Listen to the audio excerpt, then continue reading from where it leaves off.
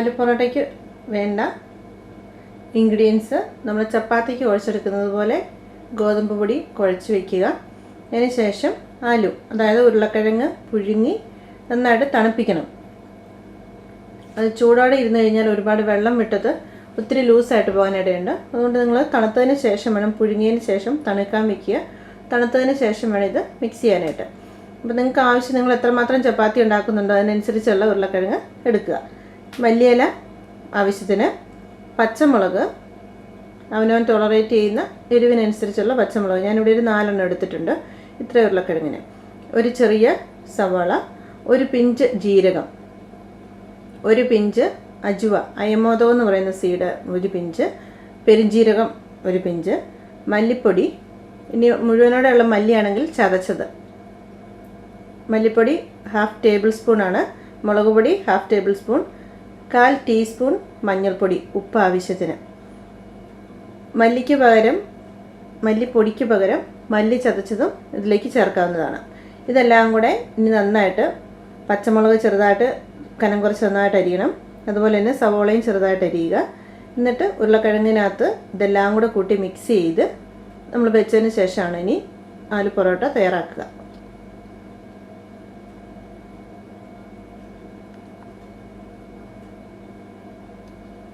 മുഴുത്ത ഒരു ചപ്പാത്തിക്ക് വലുപ്പത്തിന് ബോളെടുക്കുക. നന്നായിട്ട് മാവ് മുക്കുക. നമ്മളിതൊരല്പം ലൂസായിട്ടാണ് ഈ ചപ്പാത്തിയുടെ മാവ് കുഴച്ചെടുക്കുക. ഒരുപാട് കട്ടിയിലിരുന്ന് കഴിഞ്ഞാൽ ഇത് സോഫ്റ്റായിട്ട് കിട്ടത്തില്ല. ഇത്രയും പരത്തിയതിന് ശേഷം അല്പം ബട്ടർ പുരട്ടുക. ശേഷം നമ്മുടെ ആലുവിൻ്റെ കൂട്ടും അതിലേക്ക് വയ്ക്കുക.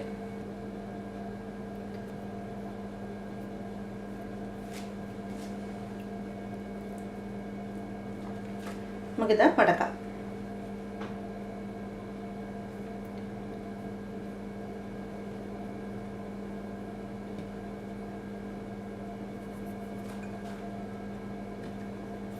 ഇതിപ്പോൾ ഇങ്ങനെ ഇരിക്കും.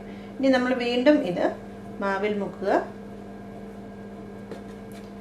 പരത്തിയെടുക്കുക. ഇനിയിപ്പോൾ അതിന് റൗണ്ട് ഷേപ്പ് വേണോ നിർബന്ധമൊന്നുമില്ല. നമുക്ക് ഇഷ്ടമുള്ള ഷേപ്പിൽ അത് ചതുരവോ അല്ലെങ്കിൽ ട്രയാങ്കിളായിട്ടോ, റൗണ്ട് ആണെങ്കിൽ റൗണ്ട്, നിങ്ങൾക്ക് ഇഷ്ടമുള്ളതുപോലെ ഇത് പരത്തിയെടുക്കാവുന്നതാണ്. ഇത് ഒരുപാട് അങ്ങോട്ട് കനം കുറയ്ക്കരുത്. ഈ മാവ് നല്ല സോഫ്റ്റ് അല്ല എന്നുണ്ടെങ്കിൽ നമ്മുടെ ആലു പൊറോട്ടയ്ക്ക് ഒരു ഭയങ്കര കട്ടിയായിരിക്കും.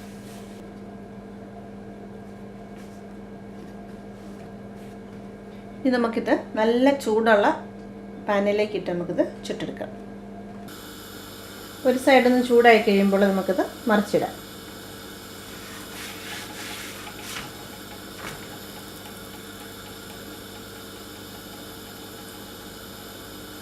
ചൂടായ സൈഡിലേക്ക് നമുക്ക് അല്പം നെയ്യ് വെട്ടി കൊടുക്കാം.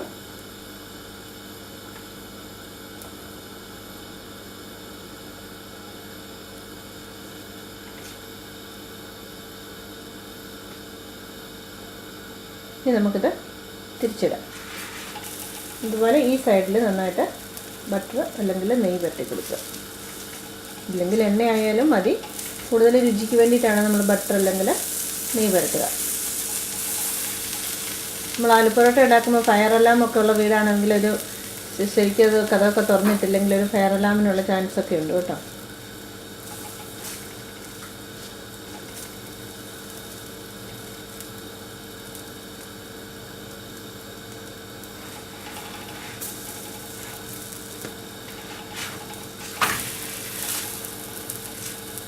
രണ്ട് സൈഡും നന്നായിട്ട് വേവിച്ചെടുക്കുക. ഇച്ചിരി നന്നായിട്ട് മൊരിയുന്നതാണ് ഇതിന് നല്ലത്. പല പ്രാവശ്യം തിരിച്ചു മറിച്ചിട്ട് നന്നായിട്ടത് മൊരിയിച്ചെടുക്കുക. എന്നാൽ കരിഞ്ഞു പോവുകയും ചെയ്യരുത്.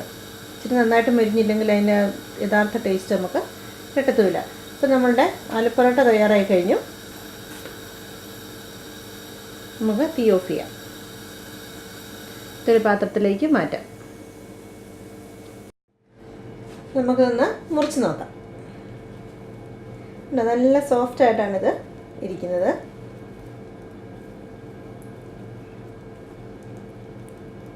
ഇതിനകം കണ്ടോ നല്ലതായിട്ട് നമ്മുടെ ആലു ഇതിനകത്ത് നന്നായിട്ടുണ്ട്. അതുകൊണ്ടാണ് ഇത്രയും നല്ല സോഫ്റ്റായിട്ട് നമുക്കിത് കിട്ടുക. ഇതിങ്ങനെ മടക്കി ഒരു അച്ചാർ മാത്രം മതി നമുക്ക് ഈ ആലു പൊറോട്ട കഴിക്കാനായിട്ട്.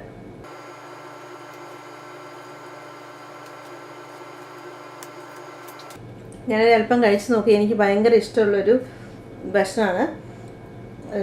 നല്ല ടേസ്റ്റ് ഉണ്ട്. ഞാൻ ഉണ്ടാക്കിയതുകൊണ്ട് പറയുന്നതല്ല, നല്ല രുചിയുണ്ട്. അപ്പോൾ നിങ്ങൾ ഇത് തയ്യാറാക്കി നോക്കണം. വളരെ ഹെൽത്തി ആയിട്ടുള്ളൊരു ഇതാണ്. കുട്ടികൾക്കൊക്കെ ആണെന്നുണ്ടെങ്കിൽ മുളകില്ലാണ്ട് കൊടുത്താൽ മതി. ഇതിപ്പോൾ ഞാൻ പറഞ്ഞ അളവ് വെച്ച് നല്ല എരിവുണ്ട്. കുട്ടികൾക്കാകുമ്പോൾ മുളക് വളരെ കുറച്ചിടുക, ഇല്ലെങ്കിൽ മുളകിടാതെ ഉണ്ടാക്കി കൊടുക്കുക. നല്ല രുചിയായിട്ട് നമുക്ക് ഒരു ചെറിയ കറിയോ എന്തെങ്കിലുമൊക്കെ ഉണ്ടെങ്കിൽ നല്ല രുചിക്ക് കഴിക്കാൻ പറ്റുന്ന ഒരു ഐറ്റമാണ്. നിങ്ങളെല്ലാവരും ഇത് ട്രൈ ചെയ്ത് നോക്കണം. താങ്ക്സ് ഫോർ വാച്ചിങ് പ്രീതിസ് മന്ന കിച്ചൻ.